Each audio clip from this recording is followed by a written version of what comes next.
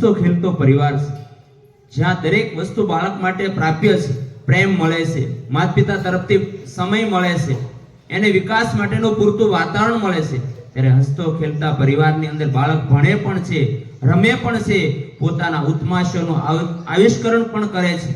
પણ જ્યાં આવું નથી, જ્યાં વાલી તરફથી બાળકને સમય નથી મળતો, જ્યાં બાળકને જે જોતો હોય પ્રેમ નથી મળતો, ત્યાં શું થાય છે તે ચાલો આપણે આગળ નાટકમાં નિહાળીએ.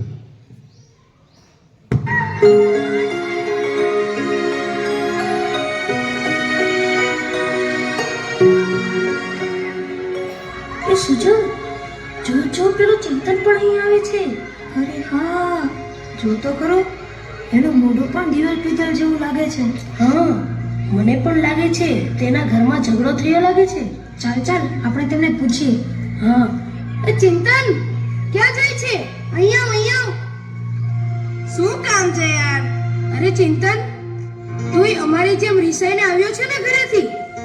હા. કેમ, તને વળી શું થયું? બીજું શું થાય, ઘરમાં રહેવું ગમતું જ નથી ને. જ્યારે હોય ત્યારે પપ્પા વાતમાં ઉતારી પાડે છે, અને મમ્મી તો આખો દિવસ એમ જ કહ્યા કરે છે કે ગરમ ચીપિયો ચંપાવી દઈશ. એક વેલણ પડી જશે એવી ધમકીઓ જ આપ્યા કરે છે. જોયું સુજલ, જોયું ને? હું નહોતો કહેતો. બધા મમ્મી પપ્પા ભગવાને આવા જ બનાવ્યા છે. અરે ભાઈ ચિંતન, તારી જેમ મારા પપ્પા પણ બહુ જ ગરમ મગજના છે. આપણે મહેનત કરીને મરી જઈએ, નિશાળમાં પરીક્ષા દઈએ અને રિઝલ્ટ આવે ત્યારે ખુશીના મારી આપણે પપ્પાને બતાવવા જઈએ, પપ્પા મારો ત્રીજો નંબર આવ્યો.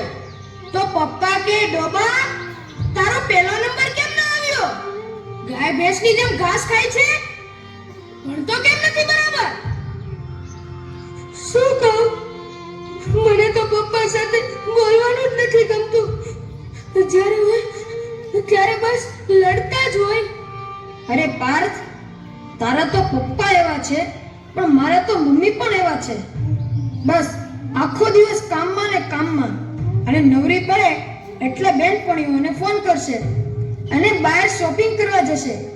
પણ હું કહું કે મમ્મી મારે નકશાપોથી લાવવી છે, મને એમાં સમજ જ નથી પડતી, મારી સાથે ચાલો ને.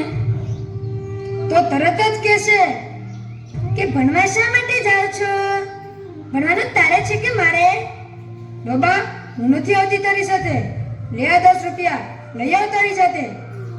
ને પછી આપણે કંઈક લાવવામાં ભૂલ થઈ ગઈ અને પછી ટીચરની ફરિયાદ આવી અને તરત જ આપણને પપ્પા પાસે ધરી દેશે કે લો, આ તમારો હીરો સ્કૂલમાં લોચા મારીને આવ્યો છે. અને પછી પપ્પા જાણ્યા સાંભળ્યા વગર બસ મને ડીપવાનું જ ચાલુ કરી દે. મને પણ એ જ સમજાતું નથી કે આમાં આપણો વાંક શું છે. આપણો શું વાંક? આપણો વાંક એટલો જ કે આપણે બાળક છીએ. આ જો ને, તારા મમ્મી પપ્પા આવા, આનાય મમ્મી પપ્પા આવા, મારાય મમ્મી પપ્પા આવા. મને તો એ જ સમજાતું નથી કે બધાના મમ્મી પપ્પા પોતાના છોકરાઓ સાથે જ કેમ આવું વર્તન કરે છે. વાર્તાઓમાં આવે છે એવું વાલ કેમ નથી કરતા? એ ચિંતન, એક વાત કહું, મેં એક વાર્તા સાંભળેલી. એક ધમાલિયો છોકરો હતો, પણ એના પપ્પા મમ્મી એને બહુ પ્રેમથી સમજાવતા હતા. એના માટે સરસ મજાની બોધકથાઓ લઈ આવે, એની સાથે બેસીને વાંચે, એને સમજાવે, એને પ્રેમ આપે, હૂંફ આપે, જાતની વાતો શીખવાડે અને જાતની રમતો રમાડે. અને પરિણામે એ બાળક ધીરે ધીરે આગળ વધવા લાગ્યો અને પછી એ બહુ મોટો માણસ બની ગયો. મને તો એમ થાય છે કે આપણા નસીબમાં આવા મમ્મી પપ્પા કેમ નથી? શું આપણને આવો પ્રેમ ક્યારે નહીં મળે?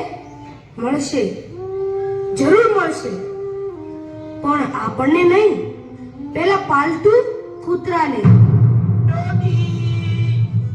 મારો પ્યારો ટોમી આવી ગયો.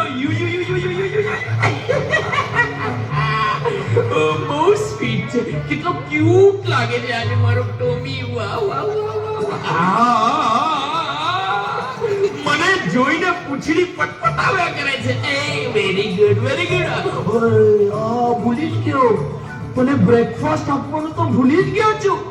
લે લે લે બિસ્કિટ કા. વાહ વાહ વાહ વાહ વાહ. કેવા પ્રેમથી બિસ્કિટ ખાય છે મારો ટોમી, મારો doggy. You you you you you. કેવો મસ્તીથી પૂંછડી પટપટાવે છે. વાહ વાહ વાહ વાહ. મને એમ લાગે છે કે તને પૂંછડી પટપટાવતા જોઈને હું પણ પટપટાવું. એટલે પૂંછડી નહીં, મારે ક્યાં પૂંછડી છે. મારો ડોગી, મારો સ્વીટુ. બહુ સાચું કીધું હો તે. આ જોને જોને કૂતરાને રમાડે, જમાડે, નવરાવે, ફરવા લઈ જાય, પણ દીકરાને ખખડાવી નાખે, મારે, ધમકાવે. અલ્યા છોકરાઓ, શું કરો છો? શું કરો છો? આટા ફેરાને આશીર્વાદ, બરાબર ને? નાના રખડવા સિવાય કઈ ધંધો છે તમારે? પપ્પા, આ કૂતરાઓ તમને બહુ ગમે છે નહીં? અરે હા, તે ગમે જ ને. પણ તને શું થાય છે એમાં? પણ મને તો એમ થાય છે કે આ કૂતરાઓની ગળચી દબાવી દઉં. કેમ કેમ કેમ? કારણ કે અમારા કરતા તો કૂતરાઓ નસીબદાર છે. તમારા કરતા કૂતરા નસીબદારી એ વાળી કેવી રીતે? તો શું કહું બીજું? મને નથી મળતો એટલો તમારો પ્રેમ આ કૂતરાઓને મળે છે.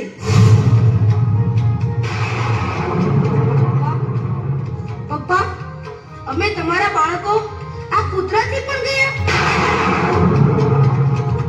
અમે તમારા બાળકો આ કૂતરાથી પણ ગયા. પપ્પા, જવાબ આપો પપ્પા. કેમ કઈ બોલતા નથી? આ કૂતરાઓ જેટલો પણ હું તમને વાલો છું પપ્પા, કેમ કઈ બોલતા નથી?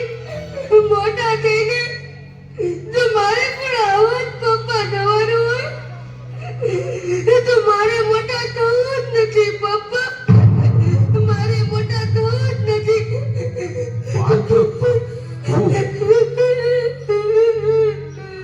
કેમ સનતભાઈ, હૈયામાં વાવાઝોડું કેમ ફૂંકાવા લાગ્યું? તમે કોણ? હું છું તમારી આજને આવતીકાલ સાથે જોડતો સેતુ. મને જવાબ આપો સનતભાઈ, તમારું બાળક રખડપટ્ટીને રવાડે કેમ ચડી ગયું છે અને તમારા જ ઘરમાં રહેતા અબોલ પશુ પર ગુસ્સો કેમ ચડે છે? મને તો કાંઈ સમજાતું નથી. બાળકની સંવેદનશીલતાને જ્યાં ધક્કો પહોંચે છે ત્યાં તે જ ઘરમાં આવા જ પરિણામો જોવા મળે છે. શરદભાઈ, તમારા બાળક માટે તમે સમય નહીં કાઢો તો બીજું કોણ કાઢશે તે વિચાર કર્યો છે? બહુ વિચાર માંગી લેવી વાત છે. હા, હસતો વળી વિચારો. પાર્થ કૂતરાને ઘરમાંથી હાંકી કાઢવાની વાત કરે છે. શા માટે? બાળકને મન માતા પિતા જેનું વિશ્વ છે, સર્વસ્વ છે. જ્યારે એને પોતાનું સર્વસ્વ છીનવાઈ જતું લાગે ત્યારે એનું મન બગાવત પોકારે છે. આજે તમારા અને બાળક વચ્ચે જે નાની ગેપ પડી છે ને તે આગળ જતા ભારે ખમ ગેપ બની જશે. પછી એ માતા પિતાની એક કે વાત નહીં માને, નહીં સમજે. એવું ક્યારે નહીં બની શકે? પણ આ જ એક વરવું સત્ય છે કે જો બાળક માતા પિતાને ધિક્કારતો થઈ જશે તો કુમાર્ગે કુસંગના છંદે ચડી જશે. કુટુંબથી છૂટો પડીને એકલવાયો થઈને દુનિયાની અંધારી ગર્તામાં ધકેલાઈ જશે અને અજાણતામાં માતા પિતા સ્વયં એ પાપના ભાગીદાર બની જશે. બસ બસ બંધ કરો તમારી વાત. તો પછી પ્રતિજ્ઞા લો કે અમે બાળકને સમય આપીશું, પ્રોત્સાહન આપીશું, એની ઉપેક્ષા નહીં કરીએ, પણ એના અસ્તિત્વને પળે પળે વધાવીશું. એના માટે તો હું આજથી જ પ્રતિજ્ઞાબદ્ધ થાઉં છું. તો તમારું ભવિષ્ય ઉજ્જવળ જ બનશે, કારણ કે તમારી યાદ સુધારે આવતીકાલ.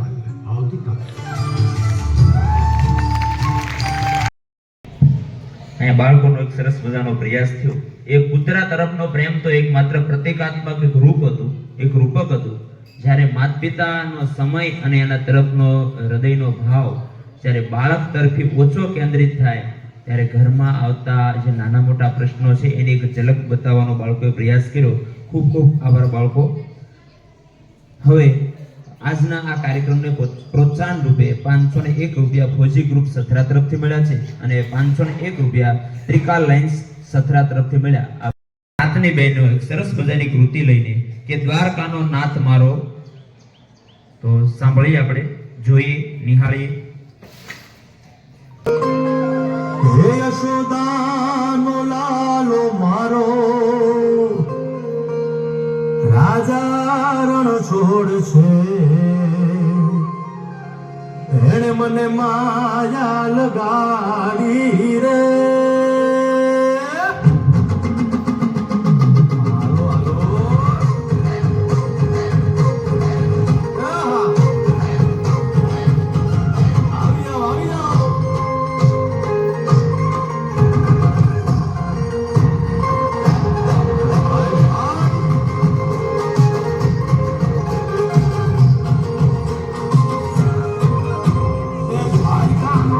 મારો રાજા છોડ છે, મને માયા લગાડી રે.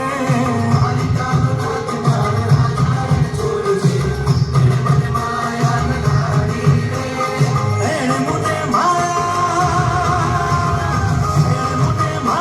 લગાડી મારા, એણે મને માયા લગાડી મારા, અરે મને માયા લગાડી રે.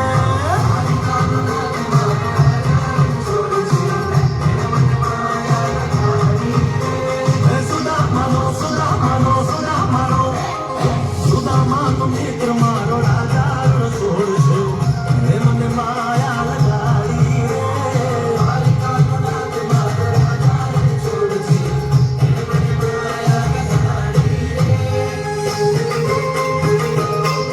હે રમો રમો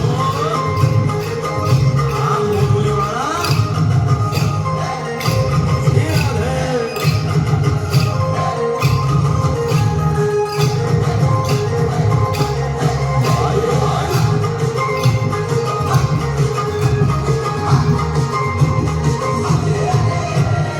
રાધાનો એ શ્યામ શબરીનો છે રામ, રાધાનો એ શ્યામ શબરીનો છે રામ.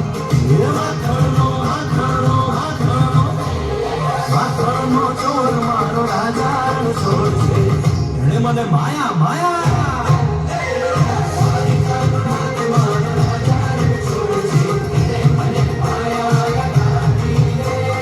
એણે મને માયા લગાડી મારા વાલા, એણે મને માયા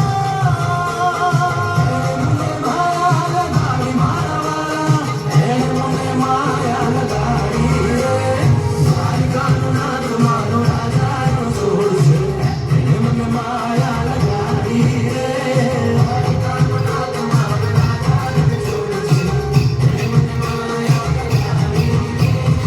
આજનો ગોવાળ મારો રાજાનો છોડ છે, એણે મને માયા લગાડી રે.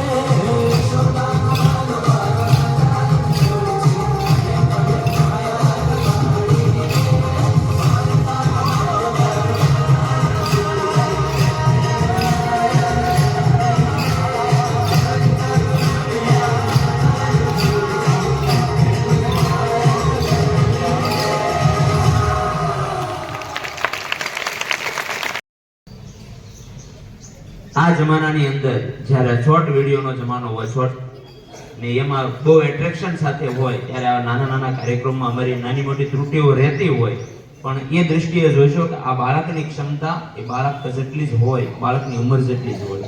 હવે આપની સમક્ષ પ્રસ્તુત છે લાઈવ જોક્સ, એટલે કે અભિનય સાથે જોક્સ.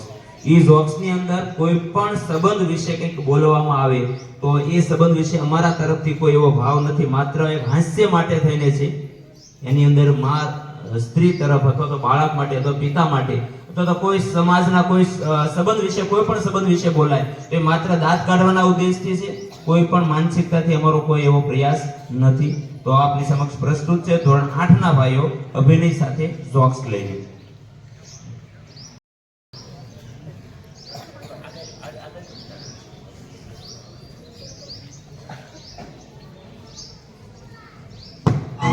હું એલા રમલા હમણાં હું નવા જૂની છે. હા એ નવી આવતી ને અને જૂની જાતી ને. ઈ હાસુ હો તારું, એ બધાને એમ જ હોય. ગઈકાલે મેં મારી પત્નીને ફોન કર્યો કે તને પિયર ગયે 10 દિવસ થઈ ગયા, તું તો મને યાદ જ નથી કરતી. મારી પત્ની કે હોતું હશે એવું કાંઈ, મને ચારે બાજુ તમે જ દેખાવ છો. તુવેરની દાળમાં, ચોખાના દાણામાં, ઘઉંના લોટમાં. સાલું મને તો આંચકો લાગ્યો. હું ધણી છું કે ધનેડું? એ હા ભાઈ હા, એ કાગડા બધે કાળા જ હોય. એ તારી વાત એકદમ હાચી હો ભાઈ. એ બીજી એક વાત કહું. એકવાર હું મારા હાહરે ગયો. સાસુમાએ 8 દિવસ સુધી પાલકની ભાજી ખવડાવી ને 9મા દિવસે પૂછ્યું, એ જમાઈ રાય હું બનાવું? પછી તો મેં કહી દીધું, ખેતર બતાવી દો, એ હું જાતે ચરી લઈશ. હો હો હો હો હો, ખરેખરી કઈ તે તો. અરે હું હમણાં મારી પત્ની સાથે શાક માર્કેટમાં ગયો તે ઈ મને કહે 2 કિલો વટાણા લાવ. મેં કીધું લઈ લે, એમાં હું પૂછવાનું હોય? તો મને ઈ કે પૂછવું તો પડે ને, આ વટાણા ફોલવાના તો તમારે જ છે ને. લો, કરો વાત. અરે બાયુની ક્યાં માંડો છો? આજકાલની પડજાઓ પણ જુઓ ની. મારી ટિંડોળના હાથમાં મોબાઈલ આવ્યો એટલે બસ પતી ગયું, સમજી લે. આપણી સાથે વાત કરતા હોય અને કોકનો ફોન આવે એટલે હાલવા જ માંડે.